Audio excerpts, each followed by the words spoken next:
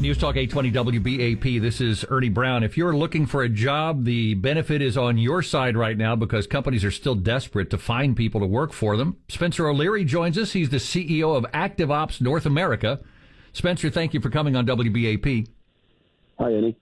Companies shifting towards virtual and in-home schedules, and that is a perk that I think a lot of people would love to have.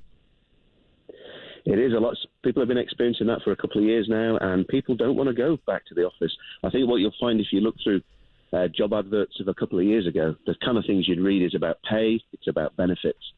If you read those job adverts today, it's pay, it's benefits, but it's also the ability for people to work from home. So even employers are now using it as a lever they can pull to retain and attract good talent.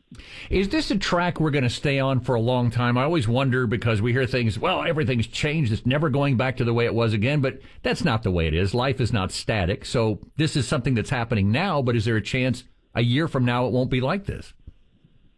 Whether it's a year from now or 5 years from now, I can definitely see movement back to people working in office locations. Whether we ever go back to people traveling into a large downtown or out-of-town office location 5 days a week, 4 weeks a month, 52 weeks a year, I think those days have perhaps gone. But I definitely see a shift and a movement to what people are now calling this hybrid model, where there are times that people work from home. Generally through the pandemic and at Active Ops, we help organizations measure people's productivity and people's well-being, whether they're working from home or the office.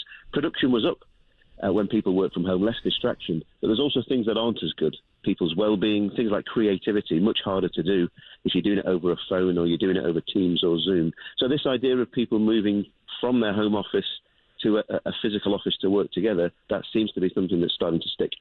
You know, with inflation being what it is, gas prices have gone way up. Even the cost of childcare is difficult for a lot of folks. And I know that people found when they were working from home that not having that childcare bill was actually quite helpful. But the other issues right now, the inflation and the gas prices, it seems like it makes sense to let people work from home. Makes sense. And also we're habit-forming creatures. And it doesn't take that long to form or break a habit. It certainly takes a lot less than 2 years. And for the last 2 years, a lot of people have got used to the fact that they can work more flexibly, reduce childcare or older people care or even animal care. And people have got used to that flexibility and they've got used to liking that flexibility. So now we're all in that habit of either working from home full-time or at least working from home for part of the time.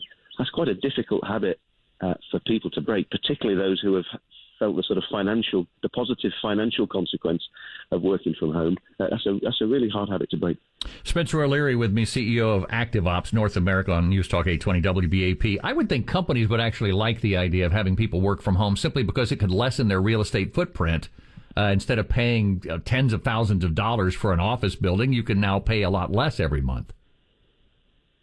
You certainly can, and we're starting to see that sort of change of use of downtown real estate, whether it's some moving to residential or just been repurposed and remodeled so it's more of a collaborative space when people do come into the office.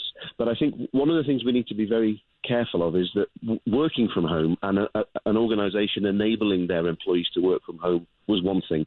Most people cope with it, lesser or greater degree of complexity, but most people cope with it.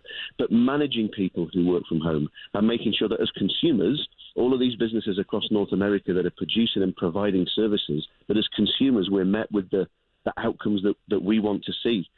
It's really hard to manage those things when you've got a remote workforce. So I'd get anyone who's listening today that's a manager or an owner of a business, you need to make sure that you're not just investing in the technology to enable people to work from home, but invest in the technology. Come and talk to people like Active Ops. Invest in the technology to enable your managers to effectively and efficiently manage from home. I think that's probably the next phase that this remote work is going to take us to. You know, Spencer, I've had this discussion with a lot of people that when we think about an 8-hour day, how much actual work is done in an 8-hour day. And I think that I know I've had this discussion and they've said this before, that most people can get their job done in half that time. And the rest of the time is spent doing things around the house. I mean, the freedom to do that versus having to sit there and look like you're busy for 8 hours when you're really not. I would imagine that'd be a heck of a perk for a lot of people. It will be a perk for a lot of people. But, I've been at a conference this week listening to a lot of businesses who have enabled their workforce to work from home. And where they've got good data, they actually found the opposite of what you might expect. They found that people's working days have increased when people work from home. Possibly because there's no commute time, or there's only commute, from the bedroom to the office. Mm-hmm. But most people's working days have increased. But what you then find when you dig through that working day is people have got a 12-hour window from when they start work to when they end work. But there's these pockets right throughout the day where people do break off and they go do things, take the kids to school, cook meals, take the dog for a walk, whatever it may be. And that's what's made this job of management even harder. It's now not, I've got to fill your day with work for 8 hours and I can see what you're doing. I've kind of got to fill your day of these different pockets of time as they go between that 12-hour window of start to finish. So the world just got that little bit more complicated when we're trying to both manage people, motivate people, and make sure we're giving our customers what they desire. Spencer O'Leary is his name. He's the CEO of Active Ops North America. Spencer, thank you for coming on News Talk 820 WBAP. I appreciate it. Thank you.